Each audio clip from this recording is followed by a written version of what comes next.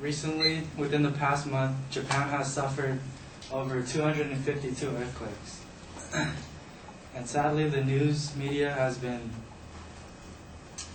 giving their audience misleading facts about what is actually happening in Japan, their radiation problem, and I believe that as a community of Fullerton, you guys deserve to know the truth, your family, your friends, and that is why in this speech I will inform you of the nuclear crisis in Japan. First, I will inform you about how the earthquakes have affected Japan. Secondly, I will inform you about how meltdowns are triggered. And lastly, I will inform you about how the radiation in Japan can affect the U.S. So, first off, Eric Talmadge, on an article on March 2011, stated that there are 6 different reactors that have been affected by these earthquakes. And what he means by affected is that these power plants have been seeping radiation through the air, through the ceilings and the cracks of the power plants. And the radiation has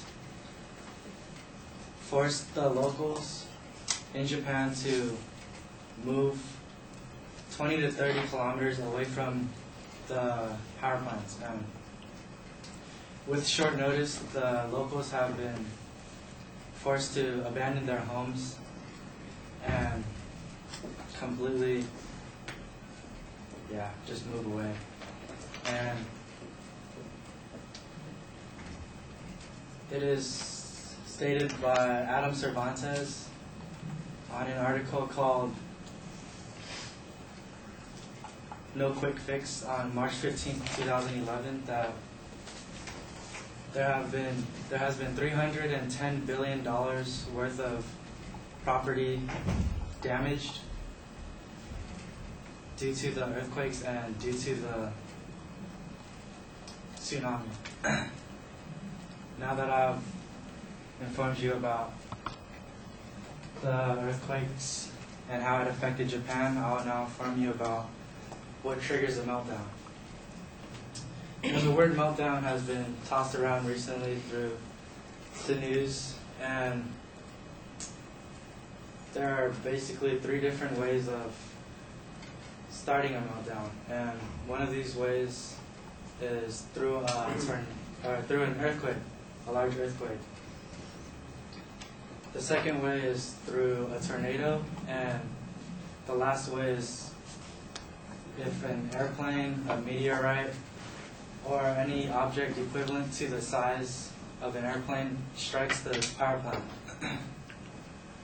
And what a meltdown is, it's basically when the power plant starts to melt slowly from the core, and the radiation seeps through and affects the locals around the power plant. And I actually went to a speech held at Fullerton College, and the professor showed a chart kind of like this, and it shows the deaths from 1986 to 2011. And basically it says that there was 0 people. The professor said that there was 0 people that were killed due to the radiation in the Fukushima power plant.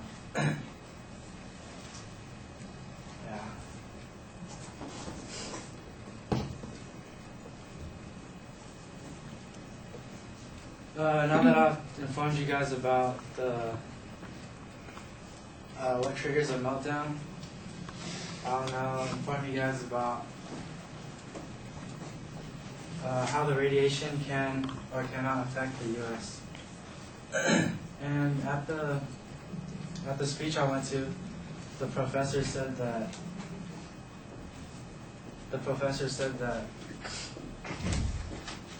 the only way the radiation can actually affect the United States is through their food source. And luckily, our government has paid the farmers in Japan to not ship their foods, their products, to the U.S. So that solves the food problem. And another way that the news has said that there might possibly be radiation coming over the Pacific Ocean. And the professor at Fullerton College said that the radiation dilutes before the radiation can come from overseas, so it can affect us. And it stated that Nico Harlan on March 2011 stated that there are 23 different reactors in the U.S. that have the same layout as Fukushima's layout, and that scares a lot of people that live by the power plants. And political leaders want to build even more power plants, and the people are not agreeing to that because of the scare, because of what happened in Japan. And now that I've informed you guys about the radiation and how it can or cannot affect the U.S., if you guys want to help out Japan, at my college, Fullerton College, there are Japan relief groups. I see about once a week. They take donations and put it into good use in Japan.